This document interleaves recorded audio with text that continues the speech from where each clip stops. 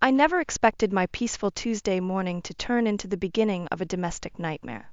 But there I was, standing in my kitchen doorway, staring at my mother-in-law Gloria, who had somehow materialized at my breakfast table like an unwanted apparition.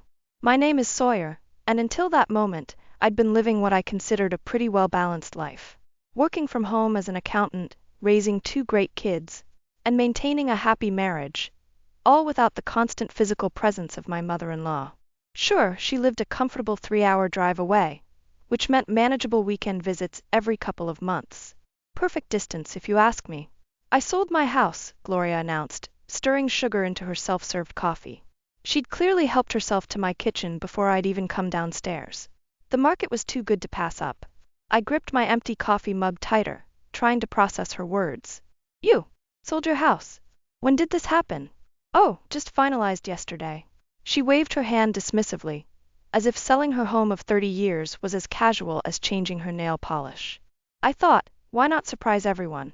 The kids will be so excited to have their grandmother around more often. The word around made my stomach drop. Around? What exactly do you mean by that, Gloria? Well, I'll be staying here while I figure out my next move. She smiled, but it didn't reach her eyes. Ethan always said I was welcome anytime. Of course he did. My dear husband, always trying to please everyone, especially his mother. I made a mental note to have a serious conversation with him later. Does Ethan know about this? I managed to ask, keeping my voice steady. Not yet. He's already left for work, hasn't he? I thought we could surprise him when he gets home. Gloria took another sip of her coffee, grimacing slightly. You know, dear, you really should try that premium coffee brand I recommended. This tastes rather commercial. Before I could respond, thundering footsteps announced the arrival of my kids. Jack, my 10-year-old, skidded into the kitchen first, his superhero pajamas rumpled from sleep. 8-year-old Ella followed close behind, her eyes widening at the sight of her grandmother. Grandma! They shouted in unison, rushing to hug her. My darlings! Gloria cooed, embracing them. How would you like having Grandma around more often? I watched their excited faces and felt my chest tighten. This wasn't just about me anymore. Gloria had cleverly ensured her announcement would have an audience. My children's genuine joy would make it nearly impossible to object to her presence without looking like the villain. Mom, can Grandma stay in my room? Ella asked, bouncing on her toes. Oh, sweetie, I brought my own things. They're in my car, Gloria interjected before I could answer. I thought the guest room would be perfect. It gets such lovely morning light. I stood there, coffee mug still empty, watching as Gloria masterfully took control of my household in less than 15 minutes. The guest room, my home office where I worked full-time, was apparently now her new bedroom. Kids, you need to get ready for school, I said, finally finding my voice. Go on up and get dressed. Don't forget to brush your teeth. As they rushed upstairs, Gloria began rummaging through my cabinets, pulling out pans. I thought I'd make the children a proper breakfast. Pop-Tarts aren't really suitable nutrition for growing minds, are they? I felt my jaw clench. The kids like their routine, Gloria. And I need to talk to you about. Oh, would you be a dear and help me bring in my luggage? She cut me off, already cracking eggs into a bowl. I packed light, just 14 boxes and 3 suitcases. For now. For now. Those 2 words echoed in my head like a death knell. As I watched her move around my kitchen like she owned it, I realized this wasn't just a visit. This was an invasion, and Gloria had just appointed herself supreme commander of my household. My phone buzzed, a text from Ethan. Running late tonight. Budget meeting. Love you. I stared at the message, then at Gloria humming as she scrambled eggs in my favorite pan. Something had to be done, and clearly, I would have to be the one to do it. Ethan didn't come home until after 9 that night. I'd spent the entire day watching Gloria systematically reorganize my kitchen, rearrange my living room furniture, and critique my parenting choices through carefully worded suggestions. By the time he walked through the door, I was ready to explode. Mom! Ethan stopped dead in his tracks, briefcase still in hand. What are you doing here? Gloria emerged from the kitchen, wearing the apron I'd received last Christmas. Surprise! I made your favorite pot roast. Though I must say, Sawyer's oven runs a bit hot. We should really have that checked. I watched my husband's face cycle through confusion, joy, and finally, concern as he glanced my way. This is unexpected. Why didn't you call first? Oh, you know me. I love surprises. Gloria bustled over to hug him. And wait until you hear my wonderful news. While Gloria launched into her practice speech about selling her house, I retreated to our bedroom. 10 minutes later, Ethan found me sitting on our bed, staring at my laptop screen where my work documents were still open. So, he started loosening his tie. This is something. Something. I laughed, but there was no humor in it. Your mother has commandeered my home office, criticized every parenting decision I've made in the last decade, and informed the kids they'll be starting music lessons next week. But sure, let's call it something. Ethan sat beside me, his shoulder touching mine. She means well. Does she? I turned to face him. Because earlier today, she told Jack that 10 is too old for superhero comics, and that he should be reading classics instead. He was in tears. Mom can be traditional, Ethan hedged. Traditional? I stood up, pacing the room. She replaced all my cleaning supplies with vinegar solutions because apparently I've been poisoning our children with modern products. And don't even get me started on the lecture about screen time when she caught Ella playing her educational math game. A soft knock interrupted us. Ethan, the pot roast is getting cold, dear. I watched my husband's shoulders tense. We'll be right there, Mom. You know I can't work with her here, I said quietly. My clients expect privacy during video calls. I can't conduct business with your mother hovering around, commenting on everything. It's temporary, Ethan assured me, but he wouldn't meet my eyes. Just until she figures out her next move. The next morning, I woke to the sound of pots clanging in the kitchen. Gloria had apparently decided 6 a.m. was the perfect time to start making a proper breakfast. I found her whisking eggs while simultaneously lecturing Jack about his posture. Grandmother knows best, she was saying. When your father was your age, he sat up straight as a pin. Now look at you, hunched over like a little gargoyle. Jack caught my eye, silently pleading for rescue. Before I could intervene, Gloria spotted me. Sawyer, dear, I've been meaning to talk to you about the children's schedules. All these after-school activities, soccer, art class, it's too much stimulation. In my experience as a teacher, children need structure, not chaos. Their schedules are fine, Gloria, I said, pouring coffee into my travel mug. They're happy and doing well in school. Well, if you say so. Her tone suggested otherwise. Though I noticed Ella's multiplication tables could use work. I've already ordered some workbooks. I nearly dropped my mug. You what? Just a few supplementary materials. Nothing excessive. She turned back to the stove. Oh, and I took the liberty of signing them both up for piano lessons. The teacher's an old colleague of mine. We start next Tuesday. I felt something snap inside me. No, you didn't. I'm sorry. You don't get to make these decisions, Gloria. This isn't your household. The kitchen fell silent. Jack slipped away, leaving his half-eaten breakfast behind. Gloria slowly placed the whisk down, her back still turned to me. I'm only trying to help, dear. Someone needs to think about the children's future. The implication hung in the air like poison gas. I grabbed my keys, my hands shaking. I'm taking the kids to school, I announced. When I get back, we need to talk about boundaries. Gloria's reply followed me down the hallway. Of course, dear. Though in my experience, boundaries often limit a child's potential. Just look at how Ethan turned out under my guidance. I closed my eyes, counted to 10, and called the kids. This wasn't over. Not by a long shot. After dropping the kids at school, I decided to work from my favorite coffee shop rather than return home to another round of Gloria's helpful suggestions. As I settled in with my laptop, a notification popped up from my bank. My heart nearly stopped when I saw the transaction details. Gloria had used Ethan's old credit card, the joint one he'd forgotten to cancel after getting a new one, to make several large purchases. Piano lessons weren't the only thing she'd been arranging behind our backs. My hands shook as I scrolled through the charges. Private tutoring services, educational software subscriptions, and most alarming of all, a 5-figure deposit on a condo. In our neighborhood. My phone buzzed. Gloria's text read, Dear, I noticed you left without properly clearing the breakfast dishes. I've rearranged your kitchen cabinets to a more logical system. Also, the children's new tutor starts tomorrow. I called Ethan immediately. Your mother just spent $12,000 of our money. What? His voice cracked. That's impossible. She doesn't have access to our accounts. Remember your old Capital One card? The one you kept as a backup? She must have found it in your desk. The silence on his end spoke volumes. There's more, I continued. She put a deposit down on a condo, 3 blocks from our house. Maybe this is good news? Ethan's voice was hesitant. If she has her own place. The deposit was made with our money, Ethan. Our money. When I finally returned home that afternoon, I found Gloria in my home office, surrounded by boxes of my work files. She'd cleared my desk completely, replacing my dual monitors with framed photos of herself with the kids. "Oh, good, you're back," she said, not looking up from her organizing. "I hope you don't mind, but this room really wasn't being utilized properly. I've donated your old desk chair. Terrible for posture. The new one I ordered should arrive tomorrow." "Gloria," I said, trying to keep my voice steady, "we need to talk about the credit card charges." She waved dismissively. "Ethan always said I should treat this as my home too. And really, the children need proper guidance. That tutor comes highly recommended. You had no right." "I have every right," she cut in, her voice sharp. "I sold my house to be closer to my family. Everything I'm doing is for this family's benefit. Unlike some people, I think about the future." "What's that supposed to mean?" Gloria finally looked up, her expression eerily calm. "Well, dear, let's be honest.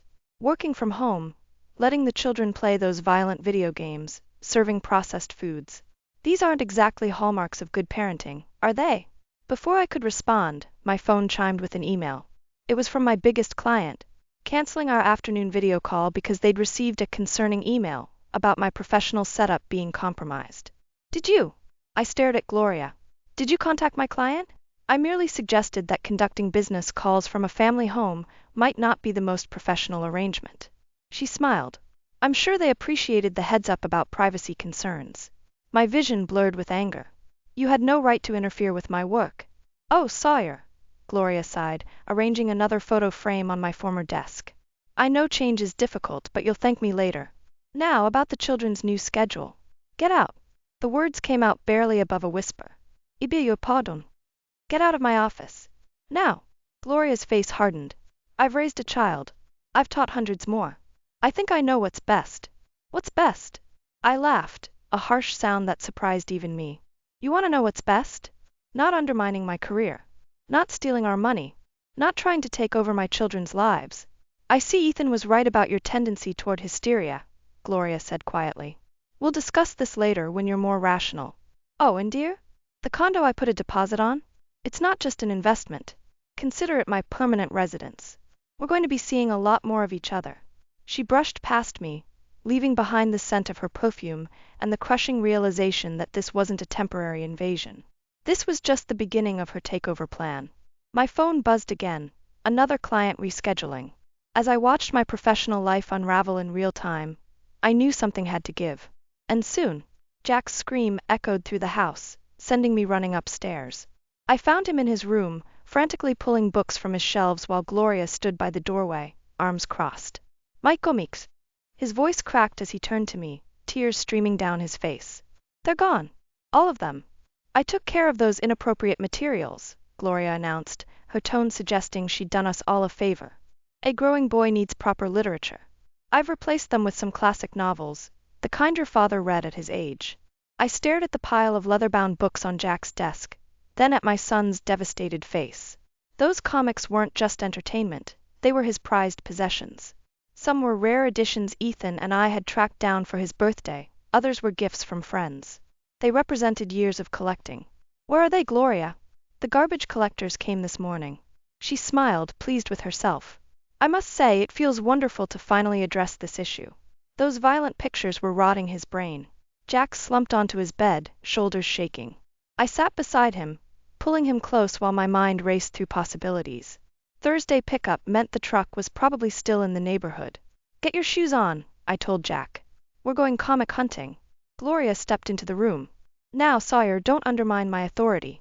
Jack needs to learn." "Your authority?" I stood up slowly. "You have no authority here. None. I am his grandmother, who just threw away hundreds of dollars worth of his personal property without permission." I grabbed my keys. "Jack's shoes. Now." We spent the next hour following the garbage truck's route, but it was too late. Jack's collection was gone, buried somewhere in the back of a compactor headed for the landfill. When we returned home, I found Ella hiding in the garden, her small hands covered in dirt. "Grandma said I can't plant flowers anymore," she whispered. "She says it's unladylike and I'll ruin my hands." Something snapped inside me. I marched into the house, finding Gloria rearranging my living room furniture again. "We need to talk," I said. "About Jack's improvement plan? I've already enrolled him in Latin classes." Much more suitable than those cartoon books. About you leaving. Gloria froze, then slowly turned to face me. I see what's happening here. You feel threatened because the children are finally getting proper guidance. Ethan warned me about your insecurities. Excuse me? He confided in me, dear. About your resistance to traditional values, your modern parenting notions. She adjusted a picture frame with deliberate precision. He agrees the children need more structure. My phone buzzed, a text from Ethan. Mom called. Maybe we should let the kids try some of her suggestions? Keep the peace. I felt the walls closing in. Gloria had somehow managed to turn my own husband against me, using his lifelong pattern of seeking her approval to manipulate the situation. The children are fine, I said, my voice steady despite my racing heart. They were happy, well-adjusted, and thriving before you arrived. The only problem here is you. Well, Gloria's eyes narrowed. We'll see what Ethan thinks about that when he gets home. I've already invited the new tutor for dinner to discuss the children's deficiencies. She brushed past me, pausing at the doorway. Oh, and I took the liberty of canceling Ella's garden club. She'll be starting ballet instead. Much more appropriate for a young lady. I watched her disappear upstairs, probably to rearrange another room of my house. Through the window, I could see Jack sitting in the backyard, staring at the spot where he used to read his comics. Ella was still hiding among her flowers, likely wondering if they'd be the next things taken away. This wasn't just about me anymore. Gloria wasn't just trying to take over my home. She was systematically destroying everything that made my children unique, happy, and confident. And somehow, she'd managed to convince Ethan it was all for the best. I pulled out my phone and started searching. If Gloria wanted to play games, fine. But she wasn't the only one who could make plans. It was time to fight fire with fire. Or in this case, something with 8 legs. I found Lila Torres's art studio tucked between a coffee shop and a vintage bookstore. The window display featured elaborate spider sculptures made from twisted metal and dark glass.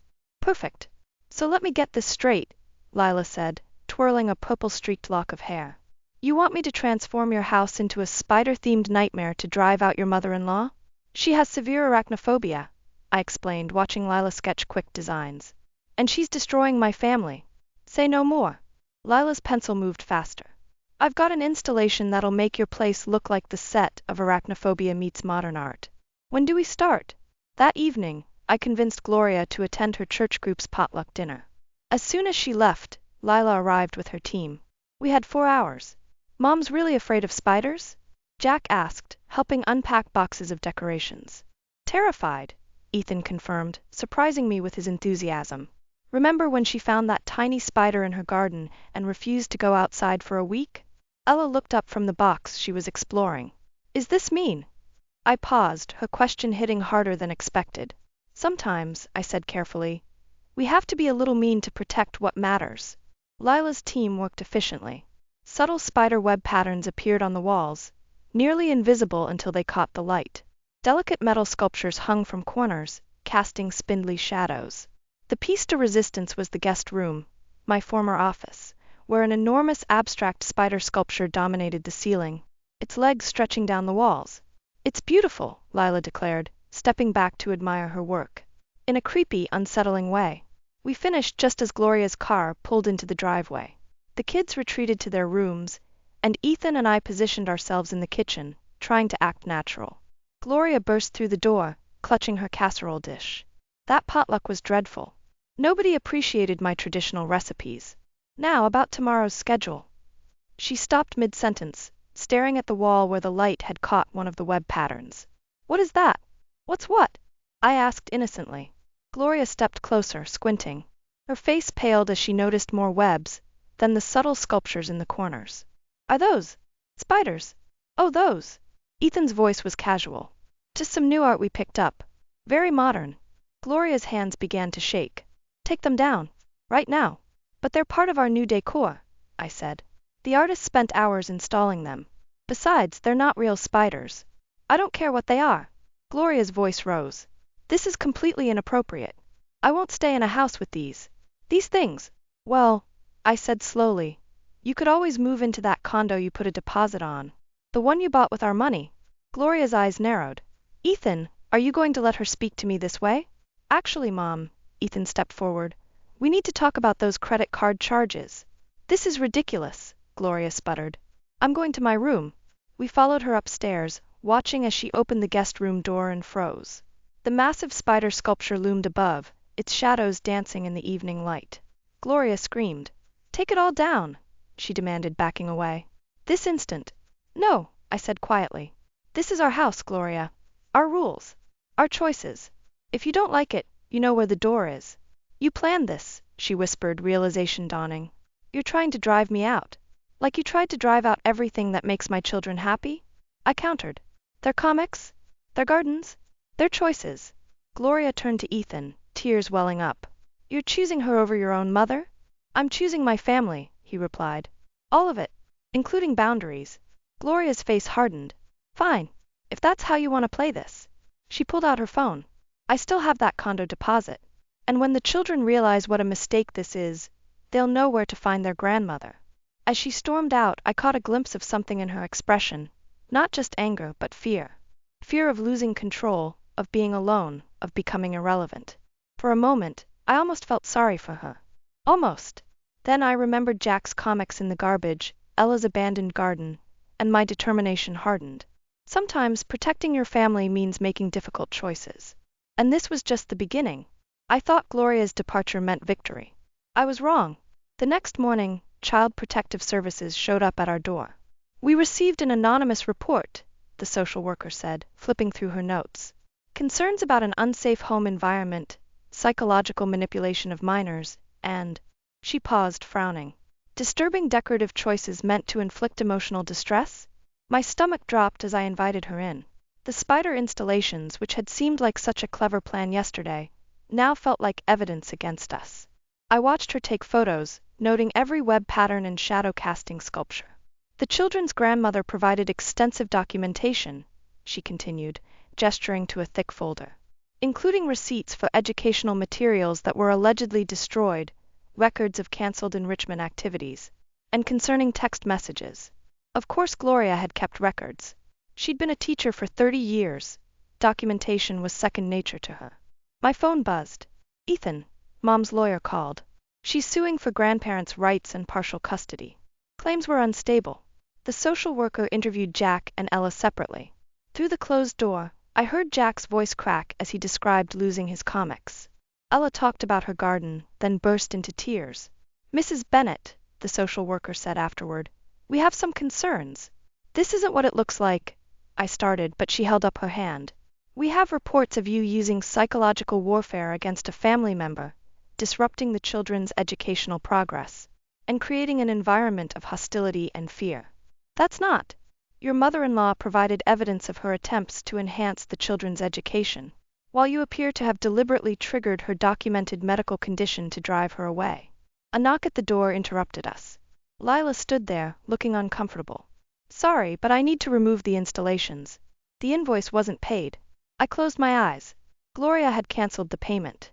Mrs. Bennett, the social worker continued, given the circumstances, we're recommending a temporary custody evaluation. The children will stay with their grandmother during this process. No, I whispered. You can't. Mom. Jack appeared in the doorway, his face pale. Grandma's here with police officers. I rushed to the front door. Gloria stood on our porch, flanked by 2 officers and a man in a suit I assumed was her lawyer. She'd traded her usual floral dress for a conservative business suit. This gives us temporary custody, the lawyer said, holding out papers. Given the documented psychological abuse and unsafe living conditions, the court agreed to an emergency order. Unsafe? I sputtered. You're the one who. Now, dear, Gloria cut in smoothly. Let's not make this more traumatic for the children than necessary. Jack, Ella, pack your overnight bags. Grandmother will help you get settled in the new condo. I watched, paralyzed, as my children were led away. Ella looked back once, tears streaming down her face. Jack wouldn't meet my eyes at all. This is what happens, Gloria murmured as she passed me, when you try to outsmart someone with decades of experience handling difficult situations. I taught middle school for 30 years, dear.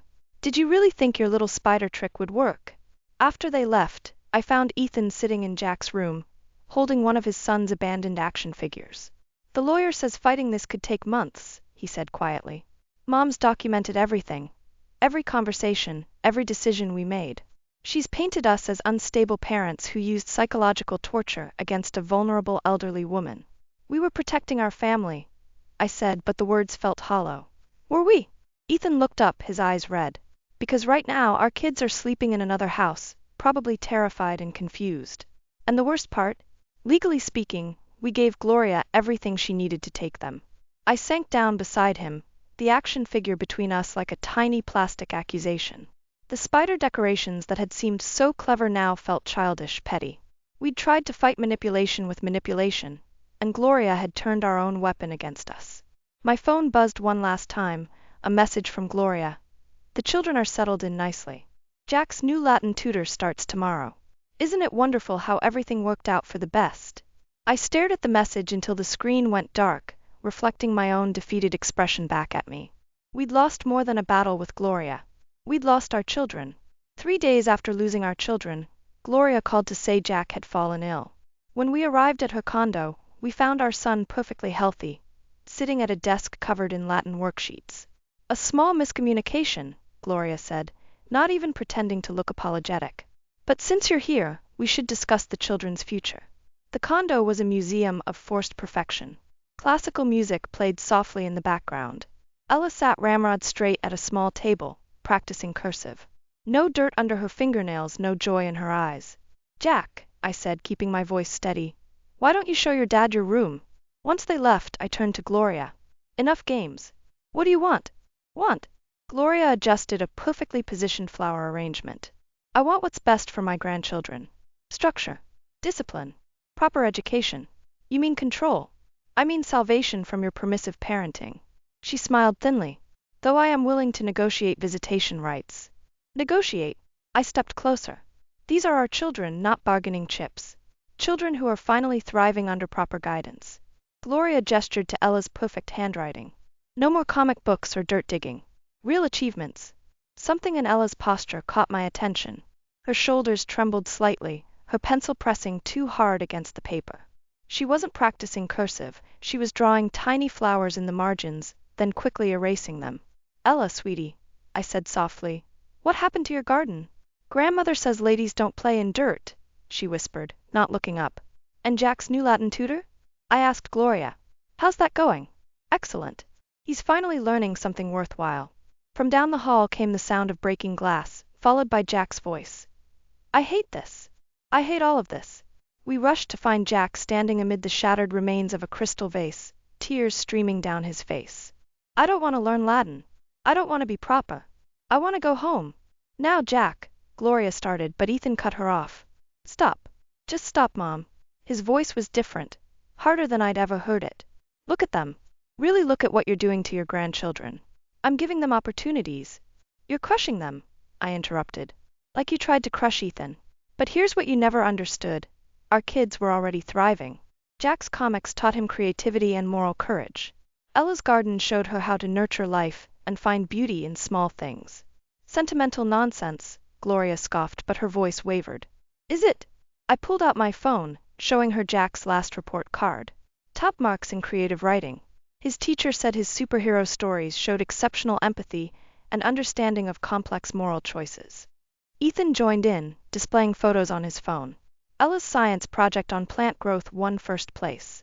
Her dirt digging taught her more about biology than any textbook. But Gloria's perfectly composed facade cracked slightly. But structured discipline. Mom, Ethan said quietly, when was the last time you saw them smile? Really smile. Gloria looked at her grandchildren, really looked at them for the first time. Jack, surrounded by broken crystal, his worksheet crumpled in his fist. Ella, her perfect posture crumbling as silent tears fell onto her cursive practice. I just wanted, she whispered, then stopped. Wanted what? I asked, gentler now. To not be alone? To feel needed? There are better ways, Gloria. We're taking our children home, Ethan said firmly. You can fight us in court, drag this out for months. Or you can realize that love isn't about control. Gloria sank into a chair, her carefully constructed world crumbling like the shattered vase. I don't know how to be any other way. Then learn, I said. Not by controlling, but by understanding. Start by really seeing who your grandchildren are, not who you want them to be. Jack moved first, picking up a piece of broken crystal. I'm sorry about the vase, grandmother.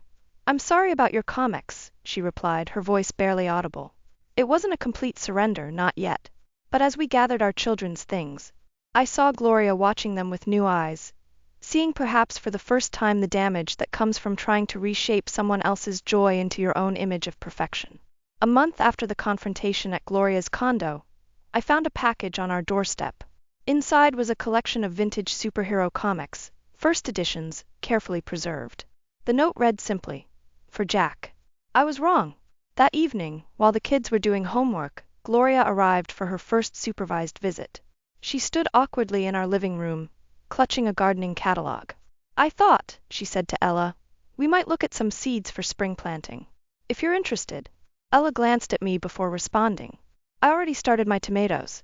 But you could help with the peppers." The tension in the room softened slightly. Jack emerged from his room, one of the vintage comics in hand. "This one's really good, grandmother. Want to hear about it?" Gloria sat down, her usual perfect posture relaxing just a fraction. "I would actually." I watched from the kitchen as Jack explained the complex moral dilemma facing his favorite hero. Gloria listened, really listened, asking questions that showed genuine interest rather than judgment. When Ella brought out her garden plans, Gloria didn't once mention dirty fingernails or unladylike behavior. Later, after the kids went to bed, Gloria lingered by the door. "The condo sold," she said quietly. "I'm moving to a smaller place. Still in town, but not so close." "That's probably best," I replied. "I found this while packing." She handed me a photograph. Ethan at 10 years old, reading a comic book, joy evident on his face. The last one I let him keep, before I decided he needed to grow up. I didn't understand then what I was taking away. I studied the photo, seeing echoes of Jack in young Ethan's expression. "I was so afraid," Gloria continued, "of becoming irrelevant, of being forgotten. I thought if I could shape them into my idea of success." She trailed off, shaking her head. "You don't have to be perfect to be loved, Gloria. Neither do they. I'm learning that. Slowly." She straightened her jacket, a ghost of her old formality returning. "I've enrolled in a gardening class. And a therapy group. For grandparents learning to let go." As she turned to leave, I remembered something. "Wait here." I retrieved a small spider plant from my office, one of Ella's propagation projects. "It's hardy," I said, holding it out. "Thrives in most conditions. But it needs room to grow its own way." Gloria took the plant, understanding flickering across her face. "Like children. Like all of us." After she left, I found Ethan in Jack's room, arranging the vintage comics on a new bookshelf. "Mom called her lawyer," he said. "She's dropping everything. No more custody battles, no more court dates." "Good." I picked up one of the comics. Though I have to admit, I never expected vintage comics as a peace offering. "She's trying," Ethan said softly. "It's not perfect, but it's something." The next morning, I noticed new growth in Ella's garden. Tiny shoots breaking through the soil where she and Gloria had planted pepper seeds. Beside them stood a small sign in Gloria's precise handwriting. "Growth takes time. Love takes patience." I thought about the spider decorations, still packed away in our garage. Our attempt at revenge had backfired spectacularly, yet somehow led us to a better resolution than I'd imagined possible. Not through forcing Gloria out, but by making her see what she was really losing. Jack's voice drifted from his room as he read his new comics. Ella hummed in her garden. From the kitchen came the sound of Ethan making breakfast. Normal sounds, ordinary moments. The very things Gloria had tried to perfect right out of existence. My phone buzzed with a text from Gloria. "The spider plant looks lovely in my window. Though I prefer to think of it as a friendship plant now." I smiled, typing back. "Growth takes time. Love takes patience. Sometimes the best revenge isn't revenge at all. Sometimes it's showing someone a better way to love, messy, imperfect, and real. Like superhero comics and dirt under fingernails, like spider plants reaching for light in their own unique way. And sometimes, just sometimes, it's about learning to let go of the need for revenge altogether."